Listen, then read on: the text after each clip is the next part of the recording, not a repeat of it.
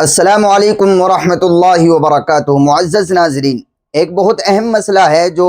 اکثر بہت سارے لوگوں کے ساتھ پیش بھی آتا رہتا ہے۔ مسئلہ یہ ہے کہ بہت سارے لوگوں کو کچھ بیماری ہو جاتی ہے، یعنی پیٹ کی خرابی کی بیماری یا کچھ اور بھی بیماری ہو جاتی ہے، جس کی وجہ سے جب وہ سوتے ہیں رات کو یا دن میں، یعنی جب وہ آرام کرنے کے لیے بستر پر پہنچتے ہیں تو سونے کی حالت میں ان کے منہ سے رال نکلتی ہے، رال ٹپکنے لگتی ہے،